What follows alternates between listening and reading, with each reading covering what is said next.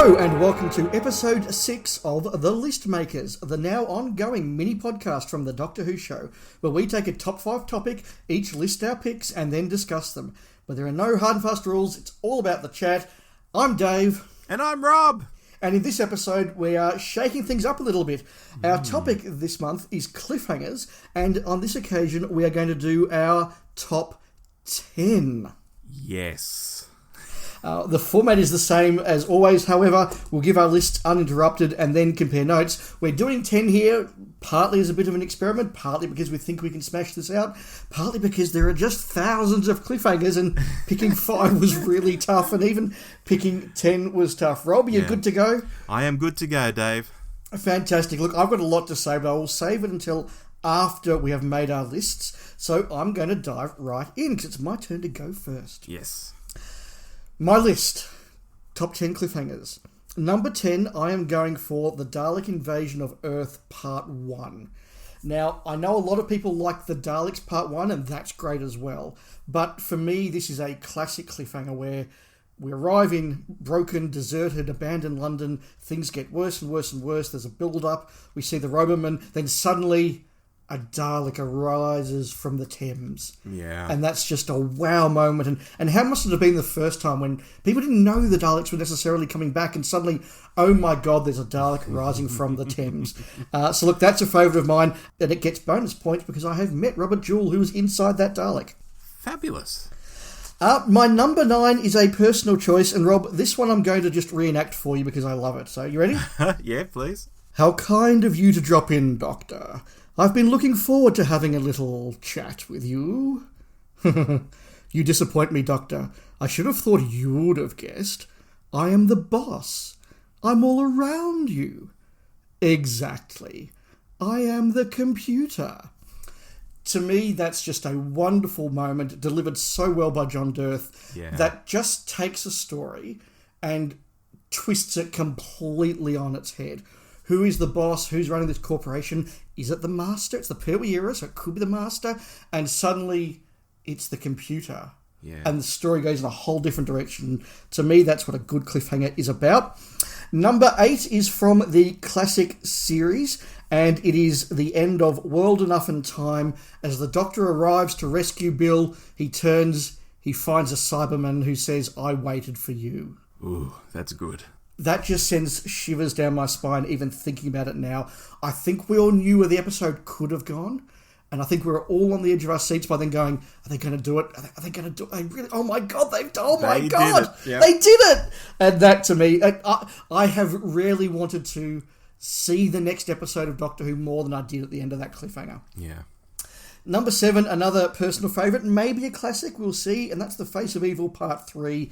The Doctor confronts the evil computer Zoanon, and suddenly he has 3 of his faces screaming at him, Who am I? Who am I? And then the little kid's voice, Who am I? Who am I?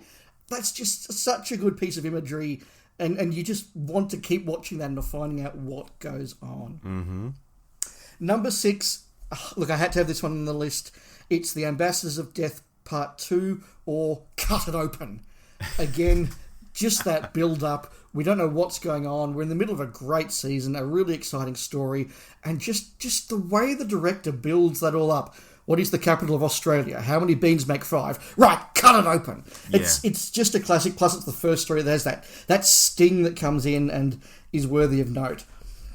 Moving to our top 5 now, or my top 5 anyway. We've had no snaps so far, by the way. We've had no snaps. Okay, interesting. Number 5 for me is a personal favourite. It's also from Season 7, and it is The Silurians Part 5. Again, we've had this adventure. Kind of felt a bit like a base under siege for now. The Doctor's exploring the caves. We meet the Silurians. A few people die. And then this plague is introduced, and we're not quite sure where it's going. Then the Doctor runs out. He finds Major Baker, falls on the ground. Brigadier says, is he dead? And the Doctor turns to him. Yes, the first one. Yeah. And wow, you just know, okay, this whole story is about to open up. Yeah, it's going to kick off. Very, very big. Yeah, everything's kicking off, and it's going to like a whole new level for the last 2 episodes. And that, to me, is a really chilling little moment. Number 4 is also from the new series, and it is one that I thought had to be here, and that is very simply the end of the Stolen Earth. I'm regenerating. Now, I will admit this was a cop-out reprise at the end of it. But how excited were we to think, are they going to... The Doctor's just been shot by a Dalek and he said he's regenerating. We know Tennant's leaving soon. What? Would they do it? No, they wouldn't. But it was a big moment. Number 3, a classic. I would be surprised if this isn't a snap, but who knows? And that is Inferno Part 4, as the countdown goes down to 0. Merges with the credits, goes over the credits, and we know that means that the world's about to end. And the Doctor hasn't been able to stop it. What on earth happens now? So again, a really big moment, really dramatic moment, but the way that it's just done, everything builds up, the Doctor's got a gun pointing at him, 3, 2, 1, credits start, 0. How good is that? Very good. Number 2, it's one from a favourite story of mine, and I think this is one that really is the best of the whole what on earth's going on, what happens now, and that is the Ark Part 2. It's the moment where you think this has been a lovely 2-part story. They arrived, there was a plague, they solved it, they've all gone off on another adventure. They get back. It is the Ark. Where is everybody? The statue. They finished the statue. And you look up, and the statue that's going to take 700 years of humanity's journey to make has been finished, and the head is a monoid. Yeah, that's good. Just, where do you go with that one? You need to know what's happened. And for a time travel story that doesn't use time travel that well, I think that's a classic. My number 1. Now, I am giving this one out, I want it noted, before the animated version is out on DVD. I don't know if this episode will be out before or after the DVD, but I'm doing it before the DVD comes out because I am giving my number 1 to Evil of the Daleks Part 6. It is the moment where the Doctor finally meets the Emperor Dalek. After 6 classic 60s Dalek stories, we're back on Skaro. The Doctor's been captured by the Daleks. He's taken in front of this giant Emperor Dalek, huge Emperor Dalek, big, commanding, booming voice. And the Doctor says, "It's all right, I've defeated you, and I don't care what you do to me now." And the Emperor Dalek says, "No, you've fallen for my trap. While you were looking for the Dalek human factor, we've actually worked out what the Dalek factor is. And now you'll take the Dalek factor and you'll deliver it through the entire history of Earth." Cliffhanger. And it's just like, wow. It doesn't feel like just the build-up to the end of 6 parts for season, but it really, to me, feels like the build-up of all those Dalek stories just taken to a whole new level. You've got the Emperor. The Emperor's tricked the Doctor. It's all gone wrong. To me, that's just a really exciting piece of adventure. So, yes. Rob, they are my top 10. I have things to say, but it's time for you to make your list. All right, I'll begin by saying we have 1 snap across all of those. 1 snap. Okay, I'm going to mark down which one I think it was. Okay. And my B pick, but okay, go on. All right, let's rattle through these. At number 10, I'm going to new Doctor Who. I am going to Jodie Whittaker Doctor Who. That's probably going to shock some people. Ooh. I'm going to her very first episode, The Woman Who Fell to Earth, where the crew end up getting zapped into outer space and realise we're in outer space and we're choking to death. Good pick. I like that. You know, at the end of an episode where I was like, that was kind of okay. That bit at the end, I was like, holy hell, that's pulling me in. I want to know what happens. From there, we have the Tennant regeneration at the end of The Stolen Earth. Oh, okay, that's the snap. There's our snap. There's our snap. Okay, very good snap. In at number 9, for all the reasons you mentioned, yes, it was a bit of a cop-out, but at the time, wow. Shocking. Absolutely shocking. It was. Moving into the number 8 position, this is one you name-checked but didn't actually pick. It's the Daleks, end of part 1. I'm very glad that's in there. With that plunger coming towards Barbara, the scream, all of that. Everyone loves that. Come on, it's got to be on the list. Yep, very glad it's there. Into number 7, Seeds of Doom, episode 3. Do you know how that one ends, Dave? I must see what happens when the Krynoid touches human flesh. Ah! Well done! Yeah, yes. It was almost on my list. I love that one. Brilliant, brilliant. And following on from that, the end of Pyramids of Mars, episode 1, I bring Sutek's Gift of Death to all humanity. That's another classic. Yeah, so that's my my bottom 5, I guess, of the top 10, into the top 5. And we have, at number 5, Hartnell turning into Troughton at the end of the 10th Planet. Okay. I think as a viewer, you see him fall down, he changes into a different bloke. Wow, that's a cliffhanger. It's never happened before. No one knows what's going on. Yeah, that's a good point. Yeah, I like that. Brilliant. Okay, on to number 4. And you did an impersonation, and I haven't practiced this one, but let me do an impersonation now. I owe it to my young friend to try, because I got her into this. So you see, I'm not going to let you stop me now. Love it. That's the cliffhanger to Case of Androzani Part 3, if you've not seen it, dear listener. Yeah, I kind of figured that was going to be on your list. Which is just great.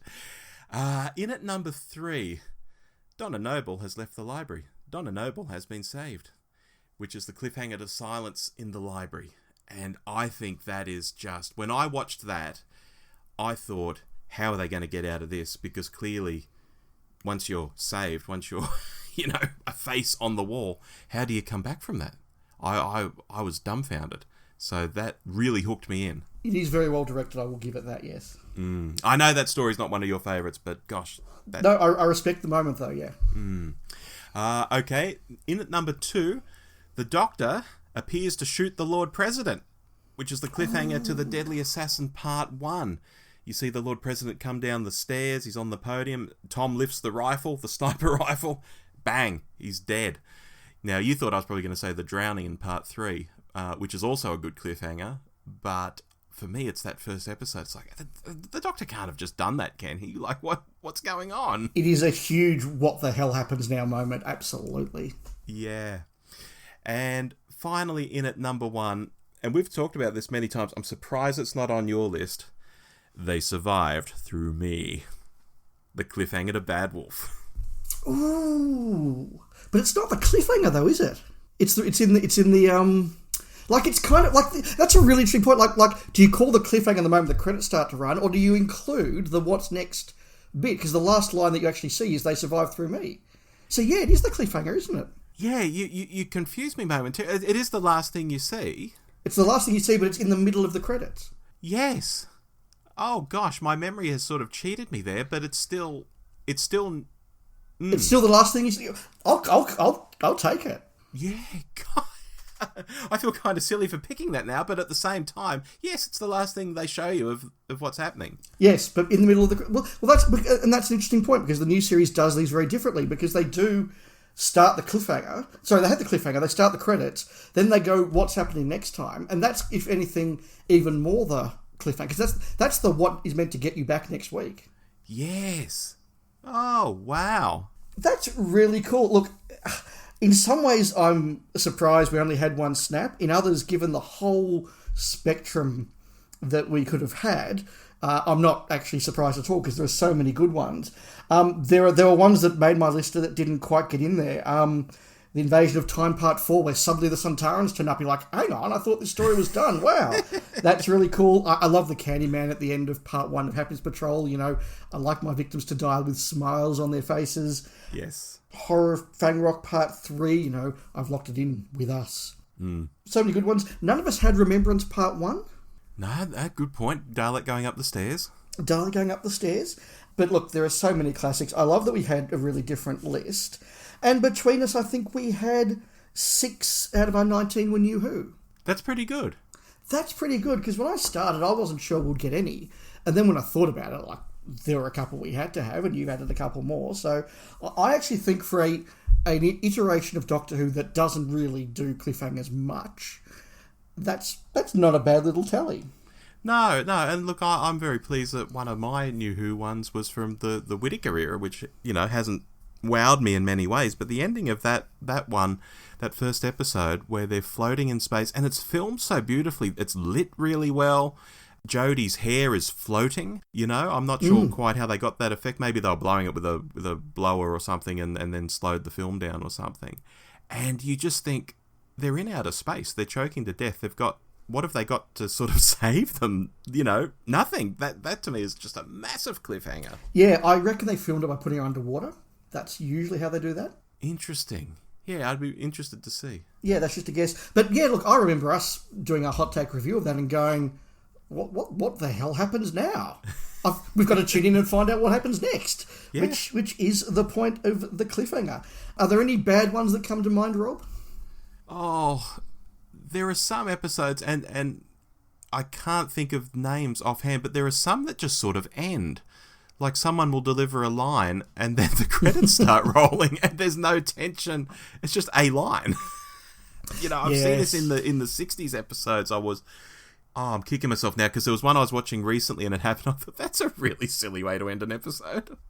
The 60s ones are interesting because sometimes they will just end on not an undramatic point, but kind of just a nice pause to do it. There are some that don't work at all. I think the Sensorite's part 1, where the Sensorite comes and looks at them through the spaceship window, that's just a bit too silly. I think the funniest one that's both terrible and funny has to be Horns of Nimon part 1, where the Doctor sees a planet coming towards the disabled TARDIS, and he turns to K9, "It's coming right for us!" and just goes to grab K9 and cuddle him. Which is hilarious, but it's so silly. Speaking of planets coming towards you, the Davo one I did, I won't let you stop me now! The planet seems an awfully long way away as he squints and sort of grimaces. He's not even in the atmosphere. Well, no, but and what I hadn't realised before is that when he sees that effect before he does that, that was meant to be him about to regenerate and stopping the regeneration. Now, I just thought they were using the same effect that they would go on to use for the regen. But no, Graham Harper deliberately was saying, no, from this moment onwards, the Doctor could regenerate at any moment, and he's just willing to be held back. Yeah, no, that's very cool, actually. What's interesting looking through at our list is we've had almost none and possibly none of the how does the Doctor get out of this one cliffhangers. Yeah, I'm looking at this. Sarah being threatened, Sutek killing a baddie. The closest is probably Sarah being threatened in Seeds of Doom. Yeah. And that one's really effective because you see the pod in the process of opening, and it's got that really cool sound effect of the pod opening, and you know what happens. So that's really good. But I guess what I'm kind of trying to imply is that the Doctor's generally not going to die in the middle of a story. And so, oh my God, they're going to kill the Doctor. You're like, well, I know he's going to get out of it. Which is why Androzani Part 1, I think, doesn't get enough attention. And I think it's because it's got Part 3, in the same story. And wow, that's overshadows everything. But in that one, it's not a case of fire, cliffhanger. It's a case of fire, gun, bullet, they're shot. And then cliffhanger. And it's like, oh wow, okay, they've actually shot them. Yeah, although, what probably makes me not concentrate on that so much is I'm still wondering how Shara's Jack ran up those costumes for the Doctor and Perry so quickly. It's one thing to make androids, but where do you get the clothes from? The identical clothing, like a cricket jumper, for God's sake, on Androzani Minor. No, look, that's very true. We're running up towards the end of our time limit. We've done a lot in this one. I'm very pleased with that. The final statement I guess I'm going to make is that looking at these over, there are lots of dramatic moments, lots of really cool effects and all the rest of it. But for me, what really makes a great cliffhanger is the conceptual one. The one where suddenly this story is going in a whole different direction you didn't expect, and wow, I want to be part of that. What is it for you, Rob? Yeah, look, I think it's along those lines. If I can use the cliffhanger to Deadly Assassin, where the Doctor appears to shoot the Lord President. Yes. Suddenly everything's turned on its head. It's not the Doctor in peril. It's the Doctor doing something very, very unexpected. And you're wondering, whoa, what just happened there? They're the kind of ones I like. Yeah, no, I think we both agree. But it is time now to pull another topic from Turlough's Hat of Rassilon. Now, I remind people, as I'm shaking the hat up, that you are very welcome to submit topics to us. A few listeners' topics have gone into the hat before this episode. But the topic for next time, Rob. Yes. Top 5 modern Doctor Who stories. Yeah, okay. Okay. But we'll be making those lists next time. Until then, I've been Dave. And I've been Rob. And we will talk then. Bye. Bye.